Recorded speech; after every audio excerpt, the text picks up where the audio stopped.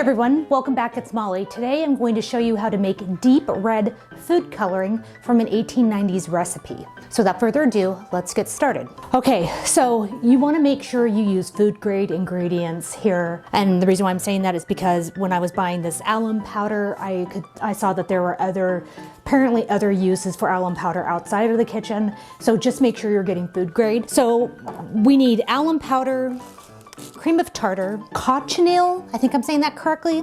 These are the insects that our food coloring is going to come from, and then soft water. So this recipe is a little vague in its measurements. Basically, it's saying that you need to take 20 grains of cochineal. So I'm assuming that means individual little insects.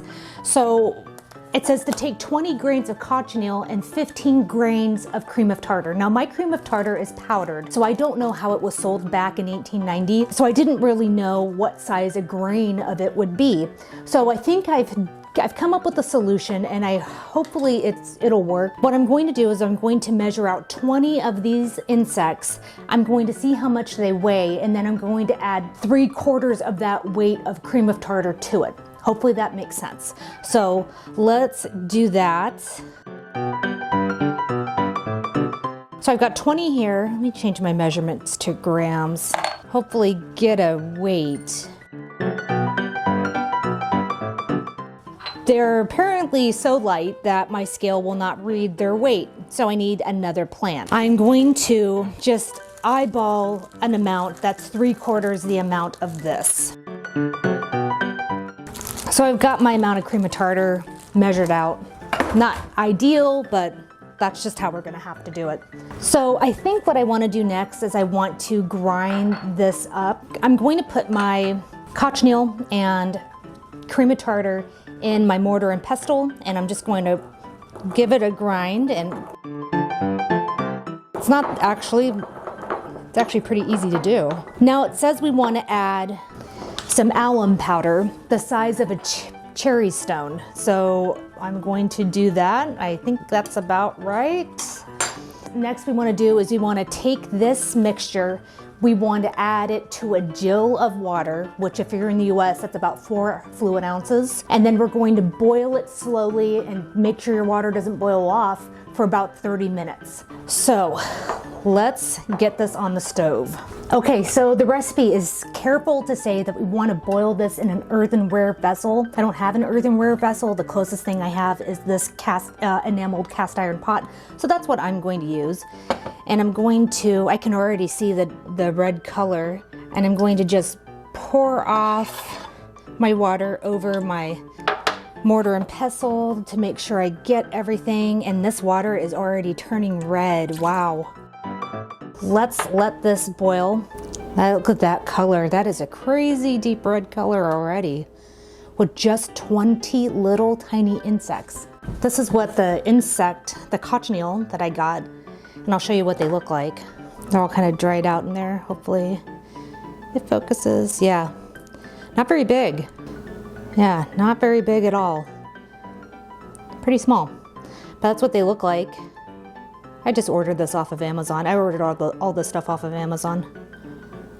But yeah, so I'll see you guys in 30 minutes. Okay, so it's been a half hour. The recipe now says to strain it through a piece of cloth. You can see it's a brilliant deep red. Wow, that is a really deep red. So I'm going to let this cool a little bit before I put it into my glass bottle. I don't want it breaking the bottle. And we're actually going to dye some buttercream, and we'll see how this dyes, and then we'll see if it affects the flavor at all. So I have, no idea what these bugs taste like, but we'll find out. All right, I'll see you guys when this is cool. Okay, so it has cooled somewhat, so I'm just going to pour it into this bottle. Didn't make very much, but you could double or triple this recipe. So I have a little bit of buttercream, and I'm going to dye a little bit of it. So I'm going to take some out, and I don't know how much dye to use. I mean, you can use as much or as little as you want. This says it's a deep red dye, so let's see. This is giving me more of a pink color. Oh, lovely. I got it on my sweatshirt. So it's definitely not as good as the food colorings that we have available today, but that's really not that surprising considering it's from 1890. I mean, I imagine the more you use, the deeper the color will get, but I would not call this deep red. Wonder how dark I can get it. I would call this like a rose pink. This is definitely a pink, not a red.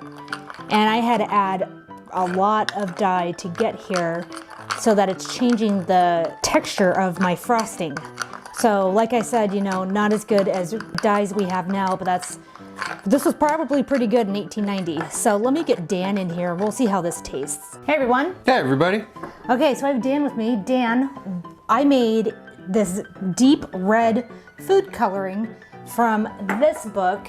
Oh, it's falling apart. The White House Cookbook. This is from 1890. Oh. And Dan, this recipe involves the use of cochineal. I think I'm saying that right.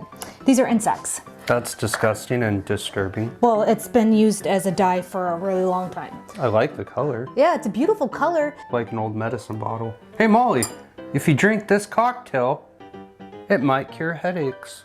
Okay, well that's not true. Okay, so as you can see, I made a simple, really basic buttercream and I dyed it to see how good is this dye. Now, Yeah. I had to use a lot to get it just to be this rose pink, but it's really not surprising. This was probably amazing back in 1890. So I was gonna say we should taste it before. Okay. No, what are you doing? All right, tastes like Tastes like frosting. I don't notice a flavor. Tastes the same to me. It tastes a little Yeah. bit creamier, but They taste the same. So Dan and I cannot detect any sort of flavor that's been imparted by the cochineal. I can. You can? You can? It's hard to describe. Are you sure? I didn't Yeah. taste anything. There is a difference. I'm not tasting a difference. No, I taste a difference, but I can't describe it. Attempt. What does it taste like? I don't know, like one tastes more overpowering than the other, I guess is how I would put it. Like this tastes a little bit like not as sweet or something, I don't know. Well, that might be because it's thinned out because of the water. maybe I mean, that. maybe, I don't know. So Dan thinks that he can taste the difference, but he can't really put it into words. I can't taste the difference between the two. The thing I notice is that in order to get this dark color, I had to use a lot of this. So it changed the texture of the frosting. So if you don't get too excited about it turning things actually red, because unless you could tweak it, you could add way more cochineal than the recipe calls for. It's possible that I didn't interpret the recipe correctly and I just didn't use enough. So, you know, that would be something to play around with, but it's kind of a fun experiment. It was kind of cool. If you like this recipe and you want to see other vintage recipes like this deep red food coloring That turned out pink. that turned out a deep pink, please subscribe and hit the like button. I upload new content every Wednesday and Friday, and Dan and I are always here taste testing vintage recipes. Goodbye everyone. Bye.